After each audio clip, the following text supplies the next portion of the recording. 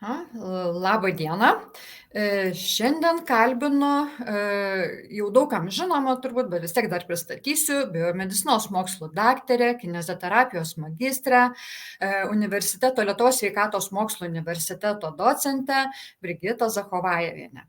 Ir šiandien tema, kuri tarsi apie ją garsiai ir dažnai nekalbama, bet jinai yra ir vis didėja, tai yra šlapimo nelaikymas ir iš karto kyla klausimas, ar yra sprendimo galimybės. Nes kiek pačiai teko susidurti, tai kalba apie operaciją. Iš karto, kad reikia operuoti. Na, aš nesu gydytoja, nežinau, kiek ta operacija yra būtina ir kada jinai yra būtina, o kada dar galima kreiptis į kineziterapeutą, galbūt pačiam pratimus daryti, galbūt kažkokie kiti yra sprendimo būdai, apie kuriuos nežinom. Nes šita problema jau prasideda, iš tiesų tai problema turbūt tame, kad mes iš pat pradžių net neįvardinam kaip problemos. Vat dėl ko parašiau šitą temą pakalbėti, todėl kad susidūriau, kad gydytojai šneka su žmogum ir sako, žmogus turi problemą, bet jis jos nevertina, nes šlapimas pradeda išteka čiaudint, kostint, netgi būna, kad išgirsta vandens čiurlenimą, nespėja iki tualeto nubėgti, susilaiko, atrodo, tokie dalykai, kad tarsi ranka numoja ir pasibaigia, bet ta problema jinai neišnyksta, jinai tik tai gilėja. Tai ar yra sprendimo būdai ir į kurią pusę reikėtų žiūrėti ir kada susijimti, kad tai jau tikrai yra problema, ir kur kreiptis, ką daryti, ko ieškoti. Tai vat, Brigita, gal galėtumėt įvesti bent jau pradžiai į tai. Gerai, labas vakaras visiems, kas mus šiandien klauso, vėlų vakarą. Iš tiesų, kalba apie dubens dugno raumenyną arba dubens dugno raumenų svarbą žmogaus organizme iš tikrųjų yra labai plati ir labai svarbi, mažai kas apie ją kalba ir aš pati studijuodama ir besimokydama, nors studijavau kineziterapiją, kuri paremta apskritai vien raumenų mokslu, vien kineziologija, biomechanika, iš tiesų labai mažai gavom žinių apie pačius dubens dugno raumenis. Jie kaip ir prie raumenų, bet kaip ir apie juos daug kas nekalbėjo. Tai šiai dienai ir, sakykime, pati, kada studijavau arba gilinau žinias Danijoje ir mokydamasi tos vadinamos subtilybių kineziterapijos ir ten labai daug dėmesio, nuo ten ir prasidėjo visas mano domėjimasis dubens dugno raumenynu. Tai šiai dienai aš labai daug dėmesio orientuojuosi ir skiriu gydydama arba koreguodama ne tik tai problemas, kurios tiesiogiai yra susijęs su dubens dugno raumenų, sakykime, situacija arba būklė, kada jau pasireiškia šlapimo nelaikymai, gimdos pasmukimai, makšties, sakykime, taip irgi ptozės arba pasmukimai žemyn, bet ir tada, kada mes kalbam apie laikyseną, kada mes kalbam apie dubens padėtį, kada kalbam apie reprodukcinės sistemos aktyvumą, nes būtent nuo tų raumenų tonuso būklės priklauso ir mūsų dubenyje esančių organų funkcionavimas arba, sakykime, taip, sistemos aktyvumas, tie patys, sakykime, lėtiniai šlapimo pūslės uždegimai, lėtiniai prostatitai, jie irgi didelė dalim yra susiję su dubens dugno raumenų tonusu. Kada reikėtų sunerimti arba kada reikėtų tai pradėti galvoti profilaktiškai, kaip aš sakau, nuo pat pirmų mūsų gimimo dienų, kada ir lygiai taip pačiai vaikai, kada naktinis šlapimo nelaikymas atsiranda arba šlapinimasis naktį, vėlgi tai gali būti funkcinis, tai gali būti struktūrinis, tai gali būti net ir emocinis šlapimo, sakykime, taip, vadinkim taip, nelaikymas arba nekontroliavimas valingas ir lygiai taip pačiai nėštumo metu moterim besiruošiančiam gimdyti, kada dubens dugnui tenka labai didelis krūvis išnešioti vaisių, išnešioti tokio svorio gimdą ir iš tiesų tiesiogiai arba netiesiogiai mes tai galim vadinti nėštumą kaip traumatizmo rizikos veiksniu patiem dubens dugnui. Moterim po gimdymo, ypatingai po plyšusios arba kirptos tarpvietės, kada jau yra struktūriškai pažeistas dubens dugnas, profilaktika arba tendencijos turėti šlapimo nelaikymą praktiškai visada pasireikš.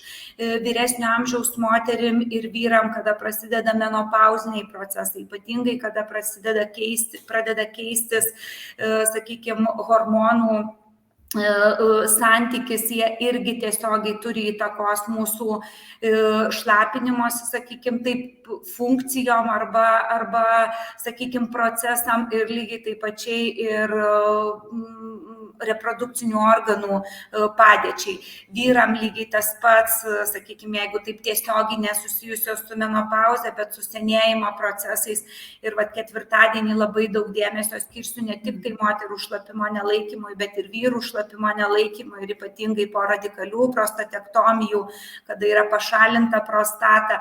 Žodžiu, nuo iki, jeigu taip galima kalbėti, kalbant apie dubens dugno raumenų tiek svarbą, tiek funkcijas, tiek, sakykime, pačią anatominę lokalizaciją, jie iš tiesų yra labai svarbus mūsų visai laikysenai ir ne tik tai susiję su būtent šlapimo nelaikymu. Tai yra viena iš daugelio funkcijų dubens dugno raumenų, sakykime, prisidedant prie dubens dugno raumenų, sakykime, temos analizės.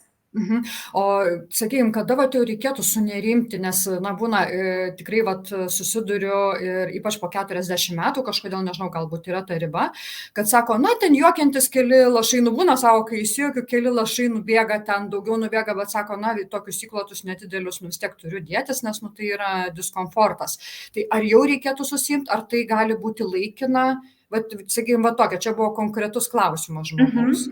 Iš tiesų sunerimti reikia tikrai taip, netgi nebūtinai, kad tai moteriai yra virš 40 metų, bet netgi ir tada, kada moterim po natūralaus gimdymo 2-3 dienos praėjus po gimdymo atsiranda tam tikri simptomai, jau tai yra požymis, kad yra kažkas negerai su struktūrinė, sakykime, dubens dugno, sakykime, raumenų veikla. Tai yra vienas dalykas. Sunerimti bet kada yra sąsaja su bet kokiais simptomais, vienareikšmiškai.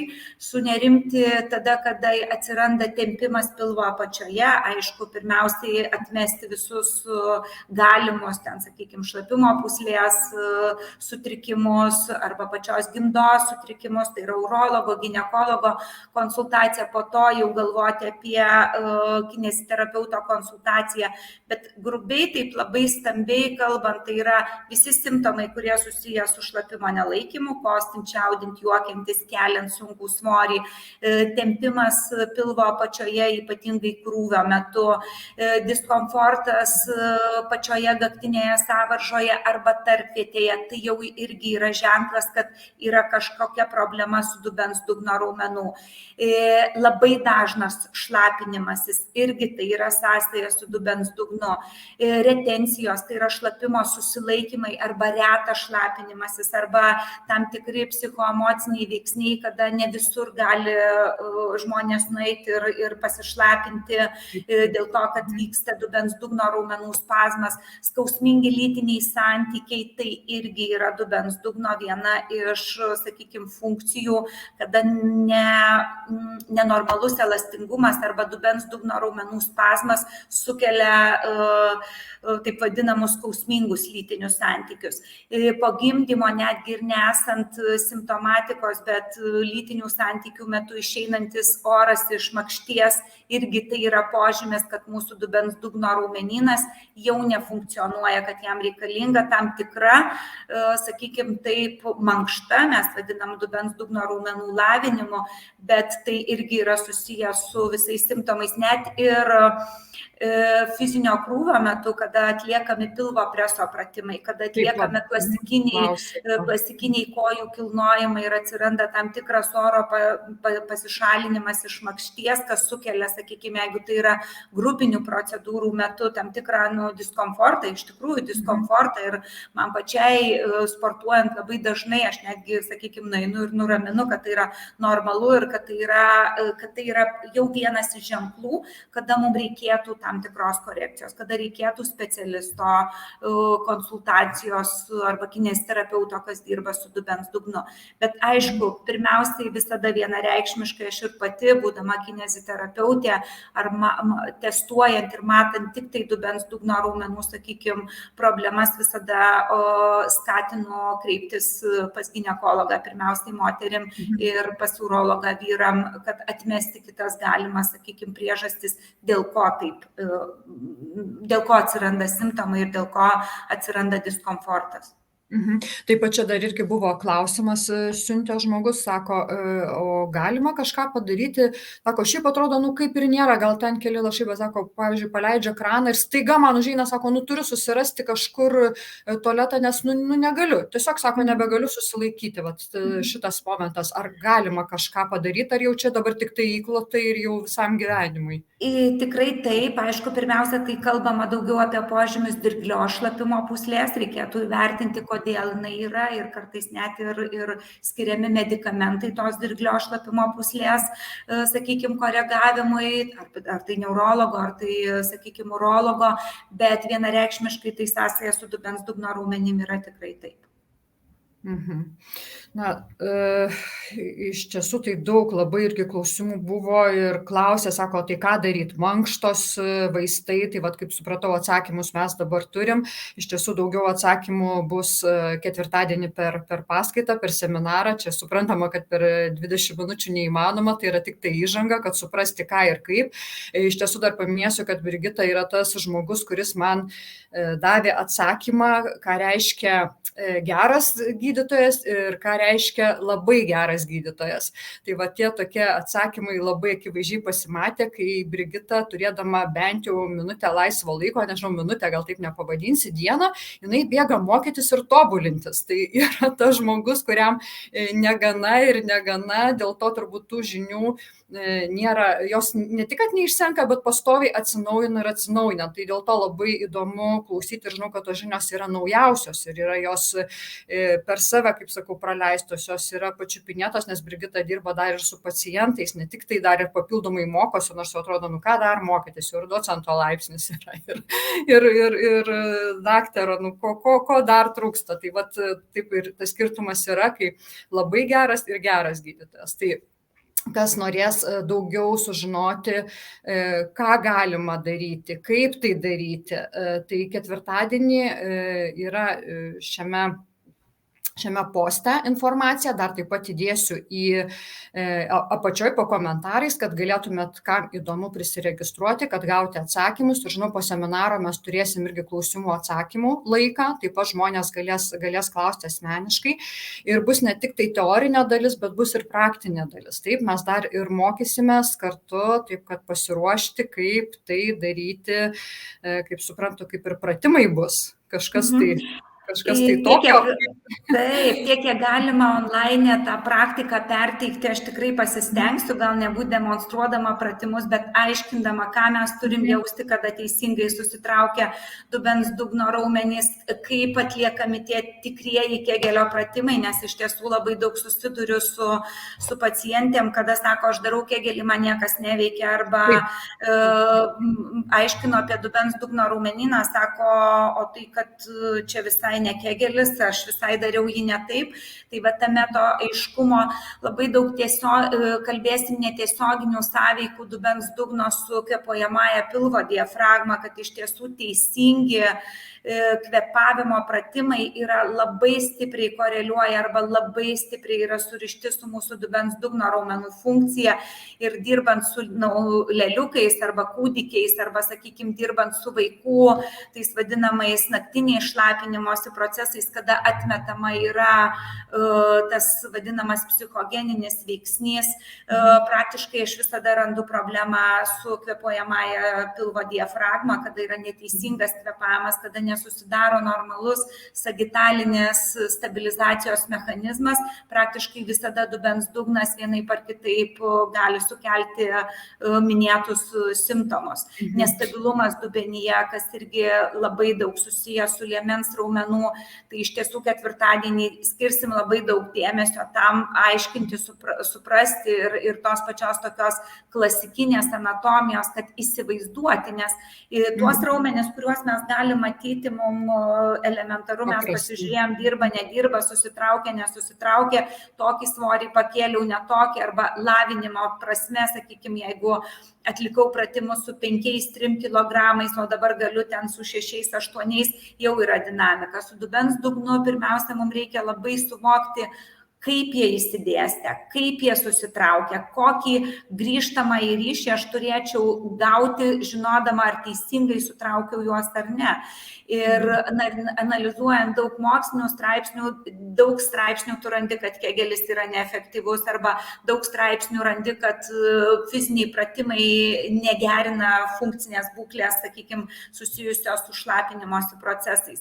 Tai va čia labai dažnai kyla klausimas, kaip teisingai atliekami pratimai ir ar jie teisingai atliekami ir kaip teisingai suprantama, nes matyti ir daryti pratimus yra viena, jausti ir daryti yra kita. Tai va to jausmo mokymo, kaip teisingai susitraukti, kaip patiems galima pasižiūrėti, ar aš teisingai juos sutraukiu, kaip jie lemia mūsų dubens padėtį, tai apie tai tikrai kalbėsim daug iš praktinės pusės. Jo, iš tikrųjų labai svarbu, taip, teisingai, kai tik tai paskelbiau apie seminarą, tikrai buvo klausimas, sako, jeigu čia bus apie kegelio pratimus, tai aš jos darau, man nieko nepadeda.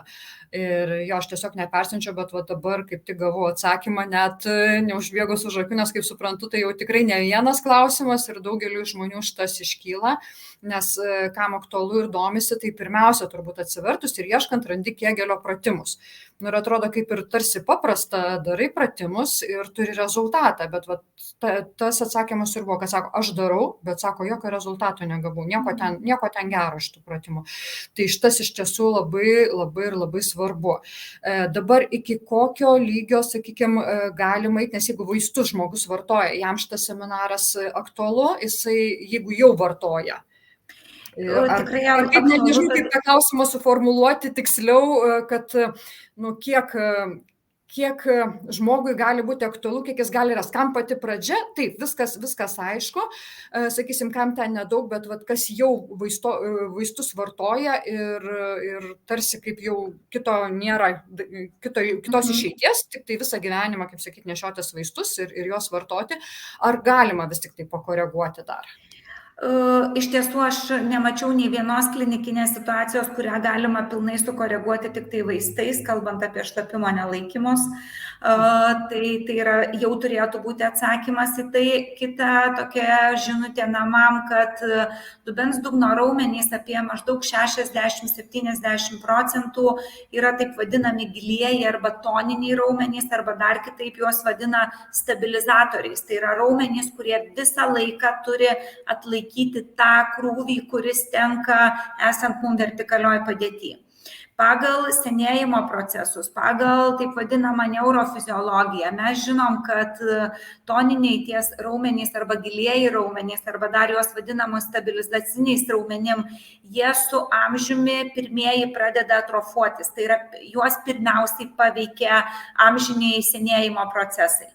Ir žinant tai, kad su amžiumi silpstant dubens dugnui mes turim labai daug sakykime, plačios simptomatikos, tai jeigu mes nespręsim šlapimo nelaikymo problemos, tai lavindami juos mes iš karto spręsim juosmens kryžmens skausmus, mes spręsim tarpvietės skausmus, mes spręsim netgi problemą susijusią su klubo sąnariais. Ir aš vakar kaip tik sėdėjau, ne tai, kad ieškojausi, bet pildžiausi dar informatyvesnių paveiksliukų, kaip įrodyti, kad klubo sąnarių disfunkcija gali būti taip pat susijusi ir su dubens dugno raumenų disfunkcija. Tai yra tiesioginis ryšys, nors kaip ir anatomiškai sąsajų nėra.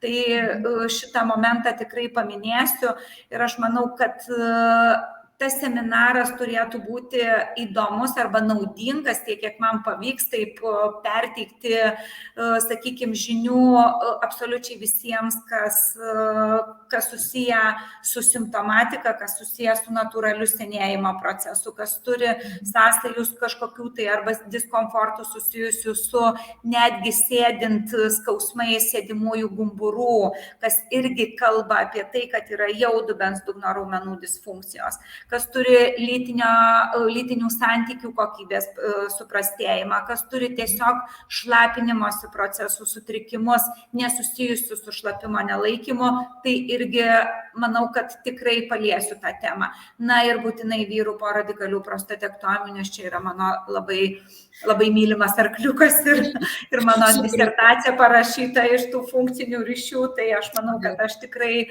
būsiu pakankamai plačiai visuomeniai, tikiuosi taip, kad suteiksiu žinių ir suvokimo, kas tai yra tie dubens dugno raumenys. Aš žinau, kad jau žinių bus daugiau, nes visą laiką pas Brigitą būna dar daugiau žinių, negu kad pristato ir pasako, aš jau dabar supratau, kiek dar visko nepaskelbiau ir kiek dar visko sužinosim. Ir vat, turim klausimą, kad pastovus naktinis ėjimas į tualetą 2-3 kartus. Sveikata gera, ar tai reiškia, kad dubens raumenys silpni? Sunku taip greitai pasakyti, iš tikrųjų sąsajų gali būti, 100% tai neturėtų būti susiję vien tik tai su dubens dugno raumenų tonusu, gali būti susiję su gimdos padėtim, kada moterim po gimdymo pasikeičia gimdos padėtis, ar jinai būna taip palinkus į priekį, ar retroversiniai padėti, ar laterofleksijoje, nes gimda guli gaubia mūsų šlapimo pūslę, tai va tas dirginimas pačios šlapimo pūslės tiesiogiai gali būti susijęs su gimdos padėtim, nes gimdos padėtis yra susijusi su dubens dugno raumenų tonusu, bet tai gali būti ir kitų niuansų, apie kuriuos irgi pakalbėsim ketvirtadienį. Čia paprašė nuorodos, kur registracija yra, tai išsiunčiau, bet įdėsiu dar tikrai į čatą bendrai. Ir čia vyrui patikslino klausimą, kad šitas klausimas buvo, kad čia vyras vaikšto 2-3 kartus. Tai vienas gali būti jau susiję ir požymis apie prostatos sveikatą, ką reikėtų praktiškai visiems vyrams virš 50 atlikti PSA tyrimą, įvertinant riziką prostatos arba tiesiog apsilankyti pas urologą įvertinant prostatos tą vadinamą struktūrinę funkciją, nes prostata su šlapimo pūsle yra labai tiesiogiai susiję. Gerai, ačiū labai. Dar pasikartosiu, kad ir registraciją įdėsiu ir informaciją papildomą, viskas po šito pokalbio bus, dar papildomai galėsit. Ir tikrai labai ačiū, Brigitai, aš jau sakau, jau dabar kalbėdama gavau žinių ir daugiau atsakymų, nei kad galėjau paklausti. Dėl to man labai įdomu ir, kaip sakau, pasikartosiu, yra geras specialistas ir yra labai geras specialistas. Tai labai ačiū dar Brigitai, tikrai, kad šiandien aš jau pasakysiu atvirai, aš išpešiu iš Brigitos šitą laiką, nes bandėm ir praeitą savaitę ir prieš 2 savaitės niekaip pas ją, nes arba jinai dirba su pacientais, arba jinai pati važiuoja mokytis, žodžiu. Tai va, tai dėl to labai džiaugiuosi apskritai, kad Lietuvoje turim tokį specialistą ir kad galim imti žinias ir kad galim jomis naudotis ir net specialistą, bet ir praktiką iš tiesų. Ir klinika, aš net bijau sakyti, nežinau, kiek pas Brigitą žmonių, bet turbūt vis tiek žmonės, kam reikia, suras. Tai irgi ir ateis pas Brigitą, taip pat įdėsiu nuorodą, nes turbūt yra ir kitų specialistų ir irgi šalia dirbančių, bet aš sakau, žinau, kiek žmonių, nes pati atlikinėjau praktiką, tai ten neįmanoma prieiti, bet supranti, kai pabūni, supranti dėl ko ir supranti, kad tai yra verta. Tai dar kartelį ačiū labai už pokalbį, ačiū labai už skirtą laiką ir sakau, iki susimatymo ketvirtadienį vakare. Ačiū visiems, kas dalyvavo, vėlai išklausė ir turėjo galimybę prisijungti. Tai tada gero vakaro ir manau, kad platesni atsakymai bus tikrai, sulauksit ketvirtadienį, aš labai pasistengsiu. Gerai, ačiū labai. Viso gero.